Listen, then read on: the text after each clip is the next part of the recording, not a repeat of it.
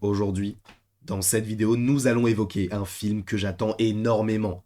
Pour le coup, j'y mets quand même pas mal d'attentes et je suis obligé. Disons que c'est un des programmes qui, même avant son officialisation, a forgé la chaîne avec le Thunderbolt Squad pour ceux qui étaient là dès le début.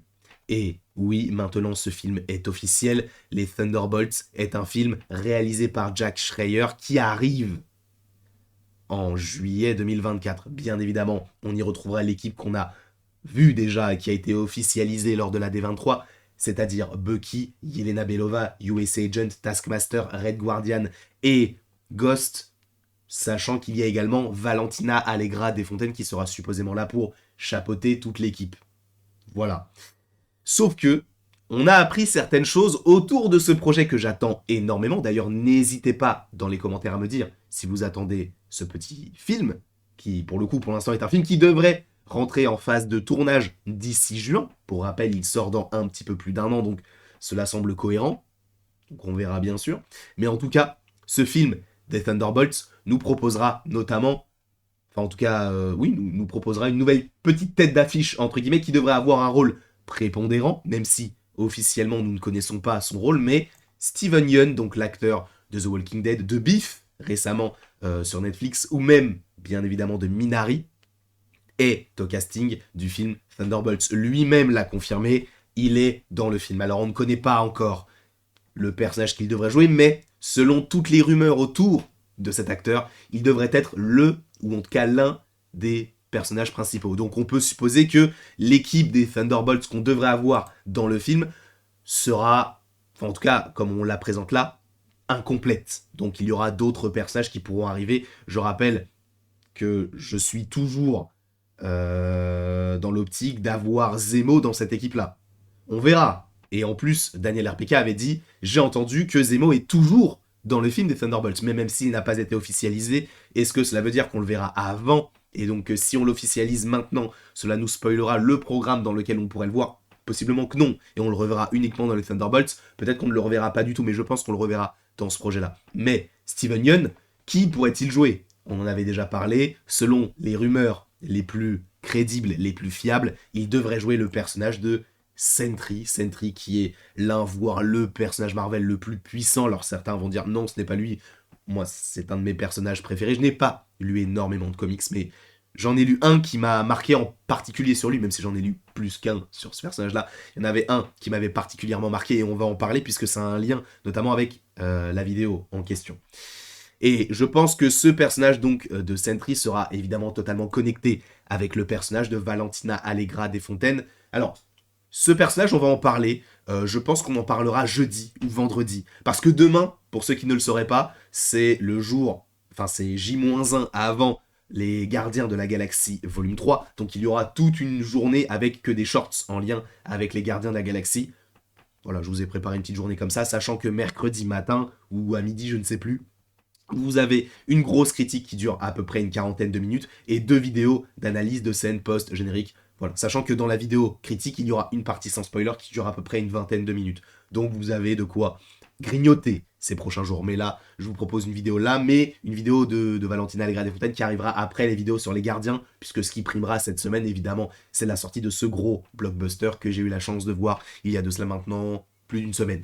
Et petite pépite, mais on en parlera un petit peu plus tard. Valentina Allegra Desfontaines, vous le savez, elle est dans beaucoup de programmes et on évoquera donc dans cette vidéo que je viens de vous évoquer les différents programmes dans lesquels elle pourrait apparaître selon Daniel RPK.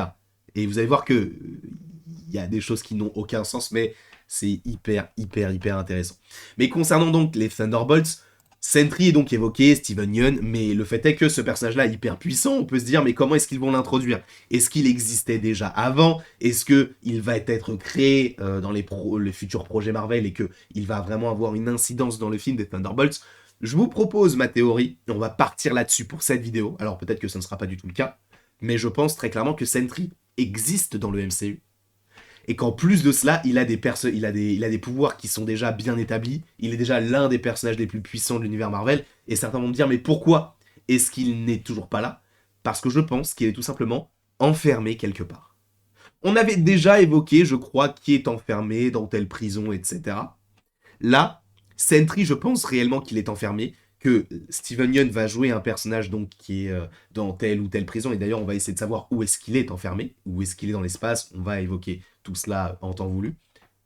Bah on va l'évoquer maintenant, de toute manière. Puisque j'ai une première supposition, dans quelle prison pourrait être Sentry. D'ailleurs, pourquoi est-ce qu'on se base là-dessus? C'est que dans le comics, ou en tout cas dans un des comics que j'ai lu en lien avec Sentry, c'est qu'il est enfermé, notamment au Raft, et justement lui-même veut rester dans cette cellule, puisqu'il sait que s'il sort, il va devenir un danger public, puisque je vous rappelle que Sentry a deux personnalités, et donc il a une personnalité maléfique qui s'appelle Void, qui est hyper puissante. En fait, il a la même puissance que Sentry de base, mais vu qu'il a des pensées malveillantes, eh bien il est très très dangereux. Donc quand il est Sentry, il veut un maximum protéger les gens, et c'est pour ça qu'il reste enfermé. Et c'est notamment l'évasion, je crois. Alors je ne sais plus dans quel comics c'est exactement, mais pour ceux qui se demanderaient, peut-être qu'ils l'ont dans leur collection, c'est un comics qui était présent dans une collection Auchan ou Carrefour, je ne sais plus, mais qui date d'il y a longtemps. Et c'était un comics sur les Avengers où on pouvait retrouver Spider-Man, Spider-Woman, Carnage. On pouvait retrouver également Electro, surtout c'était l'un des antagonistes principaux. Mais bref, un super comics que je vous conseille fortement. Mais quoi qu'il en soit, pourquoi ne pas évoquer la prison Supermax qu'on avait déjà évoquée dans She-Hulk et dans Miss Marvel, cette prison qui est censée être une prison de personnages très puissants, ou en tout cas de danger.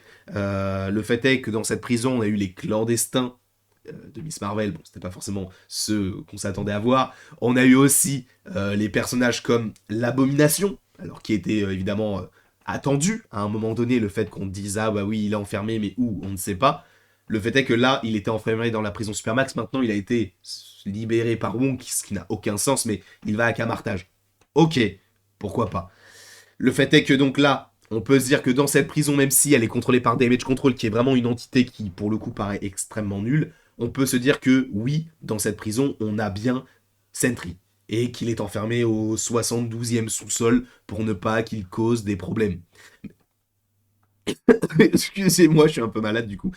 Personnellement, je crois pas forcément au fait qu'il soit dans cette prison parce que cette prison est toute récente. Là, cette image-là date de Miss Marvel ou She-Hulk, je ne sais plus, je crois que c'est She-Hulk.